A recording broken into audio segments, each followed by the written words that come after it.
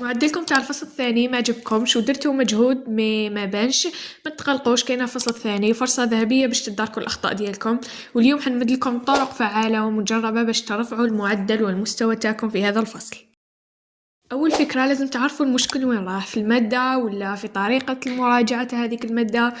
ارجعوا شوفوا النقاط وحددوا المواد اللي طايحين فيهم، حكموا البيتا وشوفوا وين ما خدمتوش وين خدمتوا. المهم اذا ما عرفتش المشكل مستحيل تلقى الحل، المقصود هو كل بروبليم والحل الخاص بك. ثاني فكره ركز على المواد اللي معاملها كبير، ماشي كامل المواد كيف والتعب اللي درتو على هذه الماده ماشي لازم يكون نفسه مع باقي المواد. كاينه مواد معاملها طالع، اسمع نقطه واحده فيها تقدر ترفع لك المعدل جينيرال، يعني لازم تعطيها وقت كثر وتركيز كثر ومراجعه مستمره. الفكره الثالثه سيكو لازم تراجعوا بانتظام ماشي بالفوضى. المراجعه ماهيش بالحجم الساعي ولا حجم الساعات، وبل بالتركيز وقدرة الفهم الجيد. اسمع ديروا 30 ولا 40 دقيقة مراجعة مليحة، أفخيد راحة 10 دقائق.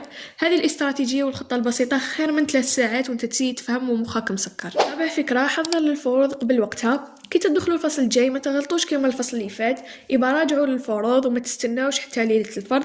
اسمع كي تعرفوا التاريخ تاع الدوار ابدا حضر على البكري ولو بنص ساعة يوميا. هكذا تدخلوا الفرض وانتم مرتاحين وما يكونش عليكم الضغط. الفكرة الخامسة سيكو لازم تفهم قبل ما تحفظ، الحفظ وحده ما يكفيش، افهم الدرس لخصو بيديك وجاوب على مختلف الأسئلة وحل دي سوجي. واسهل طريقة باش تعرف روحك باللي فهمت ولا باش تثبت الحفظ ديالك، جرب تشرح الدرس بصوتك وكأنك تشرح لكاش انسان، واذا عرفت تشرحه عرض باللي راك فور في المادة ولا في هذاك الدرس.